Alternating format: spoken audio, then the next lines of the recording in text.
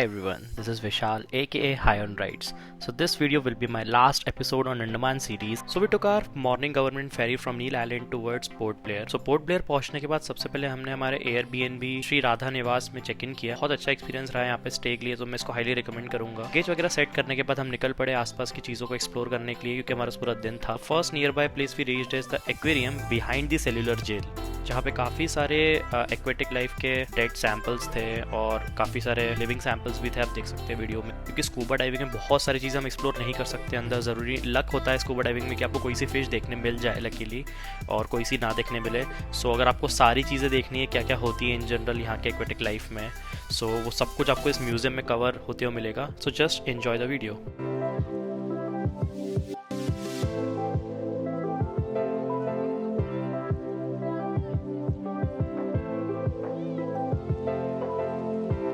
So fish aquarium में लगभग 1 our spend करने के बाद पास में ही सेल्यूलर जेल हम लोग पहुंचे शाम को। ये सेल्यूलर जेल अंग्रेजों के ज़माने में काला पानी की सज़ा बोली जाती थी इसको, बिकॉज अंडमान आपने देखा इंडिया से लगभग 1000 किलोमीटर दूर एक आइलैंड है जहाँ पे कोई फैसिलिटी नहीं हुआ करती थी उस टाइम। सो यहाँ पे एक बहुत फेमस है लाइट एंड साउंड शो, जो कि मैं रेकमेंड करना चाहूँगा आप ज़रूर अटेंड करें। ये करने के बाद हम निकल गए थे समुद्रिका म्यूजियम। समुद्रिका नेवल म्यूजियम के बाहर ही ब्लू व्हेल का एक स्केलेटन है, आप देख सकते हो, ये बेबी ब्लू व्हेल है। समुद्रिका म्यूजियम में काफ़ी चीज़ें हैं अंडमान में, काफ़ी सारे ट्राइब्स से, मेनली 5 मेन ट्राइब्स थे, सेंटिलीज, अंडमानीज, ओंगे एंड वो लोग कैसे कैसे रहते हैं। आज भी अंडमान के कुछ 4 से 5 आइलैंड ही आप एक्सप्लोर कर सकते हैं, बाकी में आज भी वहाँ पे लोग बहुत ही कम पॉपुलेशन में रह रहे हैं, जो रिस्ट्रिक्टेड एरियाज हैं। सो वो लोग कैसे हंटिंग करते हैं, फिशिंग करते हैं, क्या कपड़े पहनते हैं, कैसे दिखते हैं, उसका आपको एक हल्का सा आइडिया लग जाएगा आप ये वाले म्यूजियम में विजिट करेंगे जब।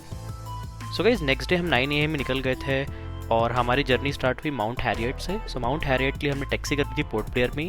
फिर हम गए फेरी की ओर, फेरी में हमारी टैक्सी चढ़ी और हम लोग भी, और फिर हम उतरे। लगभग 20 किलोमीटर की जर्नी थी। ये सब फेरी गवर्नमेंट फेरीज होती हैं और लोग अप डाउन करते हैं, तो बाकी लोगों की भी, लोकल्स की भी गाड़ियाँ होती हैं। और रास्ते में आपको व्यू तो मज़ा ही आ जाएगा एकदम फेरी से।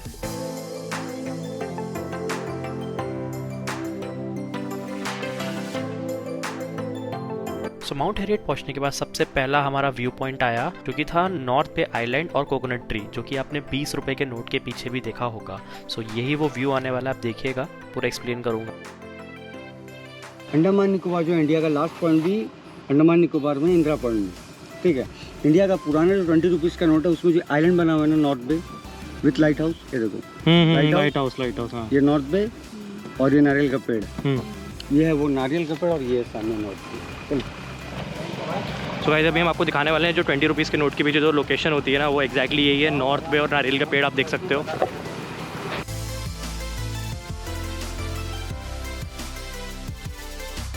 व्यू पॉइंट कवर करने के बाद हम नेक्स्ट पढ़े माउंट हैरियट नेशनल पार्क की ओर। माउंट हैरियट नेशनल पार्क में थर्ड हाईएस्ट जो पीक है अंडमान एंड निकोबार का, उसका व्यू भी मिलता है। Mount Harriet National Park is mainly famous for its bird sanctuaries and some of the trees like rudraksha tree.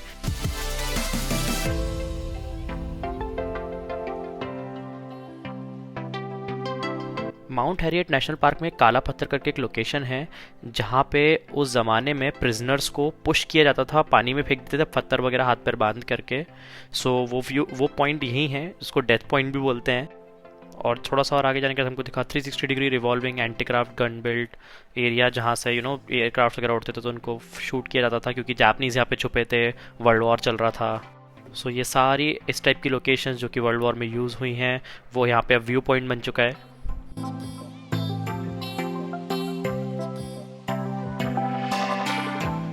And ये रहा वो काला पत्थर लोकेशन, यहाँ से उसका रास्ता है जो मैं पहले बता रहा था आपको, जहाँ से धक्का देके गिरा दिया जाता था प्रिजनर्स को। सो लॉट मेरी बंकर्स एंड गन पॉइंट्स, पूरा इस टाइप की चीज़ें ही थी यहाँ पे। देन वापस हम गए अपने पोर्ट ब्लेयर आइलैंड, और पोर्ट ब्लेयर आइलैंड से हम निकले Mahatma Gandhi Marine National Park Wandoor beach की ओर।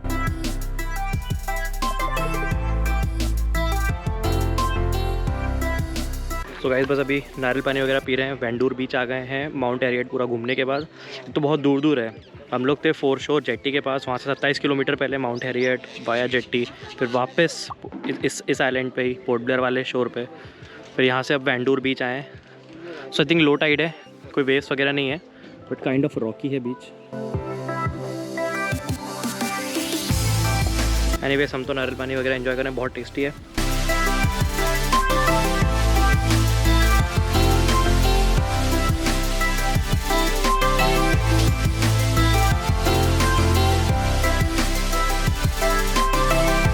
नेक्स्ट हम निकले इवनिंग होते होते हमारे सनसेट पॉइंट की ओर, जो कि था चिड़िया टापू।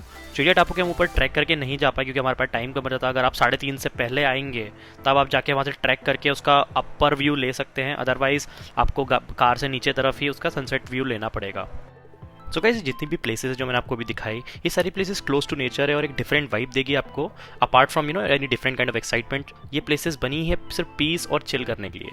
सो गाइस, इस तरह से हमारा डे 2 एंड होता है और कल सुबह हम सबसे पहले निकलेंगे हमारे रॉस आइलैंड की ओर। So guys, Ross and Smith Island वगैरह जाने के लिए आपको मेन जेटी पे नहीं जाना है। इन लोग की जेटी एक अलग होती है जो कि वाटर स्पोर्ट्स एरिया के पास होती है और यहाँ पे जेटी से नहीं जाया जाता है, यहाँ पे एक छोटी छोटी बोट से जाया जाता है। सो ये जो मैं आपको प्राइस बता रहा हूँ लगभग 1000 रुपीज़ फॉर 2 पर्सन, इसमें आना जाना दोनों कवर होता है ये बोट से, और वहाँ पे लगभग आपको 1 से 1.5 घंटे का टाइम मिलता है रॉस आइलैंड एक्सप्लोर करने के लिए। सो गाइस, ये जो रॉस आइलैंड का नाम है रॉस, ये एक ब्रिटिश आर्मी के रैंक होल्डर बंदे के नाम पे रखा गया था, बट अब इन दिस मॉडर्न एरा इसका नाम रीनेम कर दिया गया है। अब रख दिया है नेताजी सुभाष चंद्र बोस द्वीप, सो NSCB द्वीप। सो गाइस, यहाँ पे एक जापानीज बंकर आप देख रहे हो। ये वर्ल्ड वॉर 2 का टाइम है जब जापानीज ने यहाँ पे काइंड ऑफ कब्जा कर लिया था अंडमान पे। They use this for war, all these Andaman islands. This is one of the bunker, so they use to put guns over here and use to shoot. Let's go inside. See, Japanese used to very small, so entrance height is even.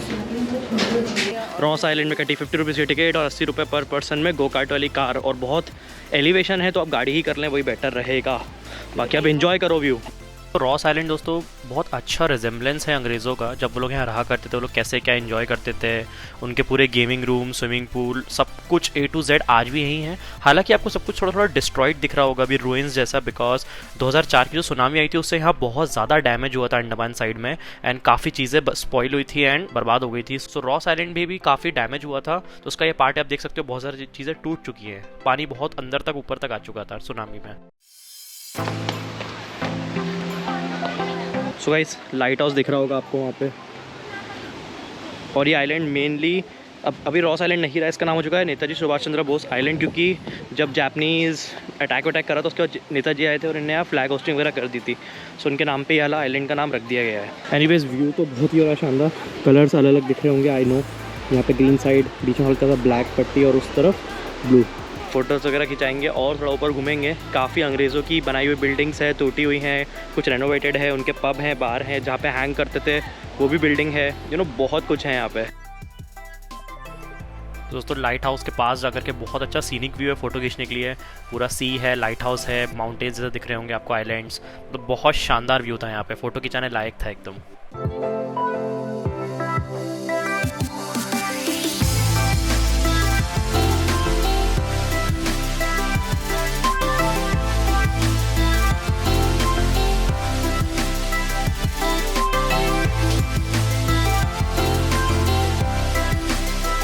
So guys, this is natural swimming pool उस time का जब Britishers यहाँ रहा करते थे।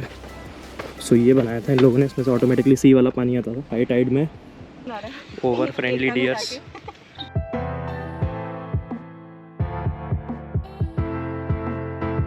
So this is how we ended our trip to Andaman Islands. So thank you guys for watching my video. Please like, share and subscribe to my YouTube channel.